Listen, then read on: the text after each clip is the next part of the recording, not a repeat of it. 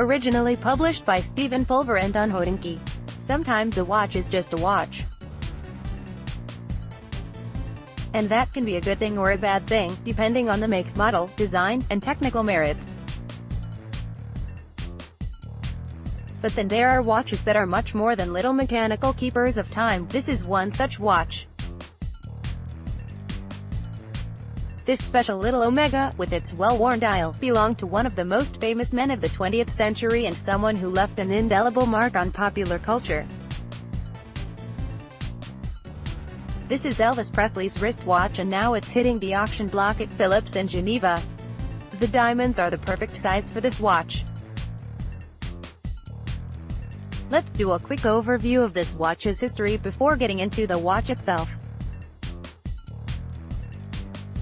Elvis was presented with this special Omega in February 1961 at a ceremony celebrating him hitting the 75 million records sold mark, something never done before. Instead of something like a stock standard Datejust or Seamaster, the folks at RCA Records decided to get the king something a little more special, opting for this Omega with a Tiffany signed dial and 44 brilliant cut diamonds in the bezel.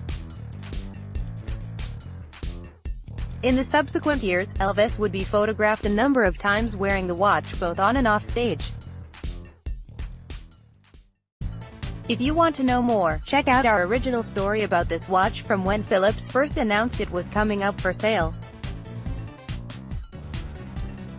So, what's it like holding a watch that was gifted to Elvis more than half a century ago? It's awesome. Duh. Did you really think I was going to have a different reaction? One of the things that makes vintage watches so interesting to me is this way in which they act as tiny time machines, if you'll excuse the pun. You put one on your wrist and look down to check the time, and you're instantly transported back to the moments in the past when another person did the exact same thing. They wound the same crown, did the same double take because they glanced too quickly, and nervously chewed their lip as the same hands seemed to move either too slowly or too quickly.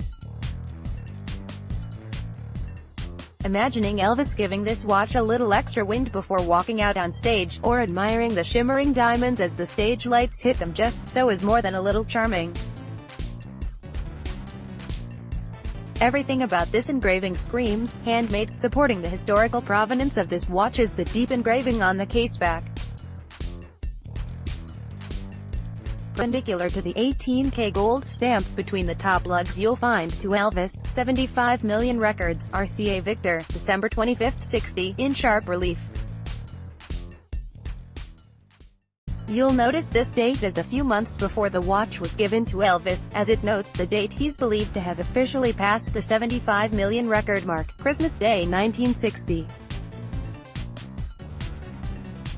There's something really old school about the execution of the engraving, with letters varying in size a bit and not being so perfect around the edges. Today, you'd get something done by machine, but this was clearly done by hand. Despite the 32.5mm case, the watch wears great on the wrist. On the wrist, this is just flat-out awesome. It definitely has more diamonds than I typically wear, but it doesn't read as feminine or dainty at all, even with the 32.5mm case. It doesn't look small on the wrist above, does it? There's something very glamorous and rock star about it, probably due to the size of the diamonds. They feel sized to the width of the bezel and the size of the watch, rather than having been thought about independently and been made to work regardless. Tiffany stamp balances nicely with the Omega logo and signature too, not always the case with double signatures. Finally, one of my favorite things about this watch is how it shows its age. There are some scratches in the running seconds sub-dial at 6 o'clock, the dial has a few other markings, and the case isn't crazy shiny. It feels like a worn watch that you might find at an estate sale, not something that's been treated like a relic. Not all double signatures balance properly, but this one looks great. Real question here is where this thing will land when it's up on the auction block. The short answer is that any guess is just that, a guess. The estimate has it between 50,000 Swiss francs and 100,000 Swiss francs, but if collectors outside the watch world get involved, the price could rocket up. If not, it might sell on the lower end. Remember, in the summer of 2012, a Hollywood memorabilia collector paid nearly $800,000 for one of the Hoyer Monacos that Steve McQueen wore in Le Mans. Something similar could easily happen here, especially when you consider how passionate Elvis fans can be. Will someone make this a record-setting watch? Who knows?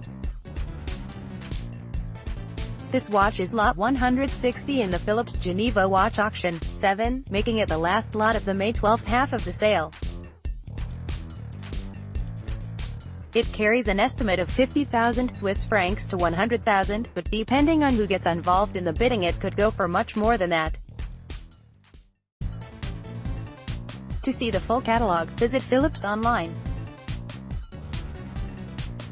Hodinkee is the preeminent resource for modern and vintage wristwatch enthusiasts.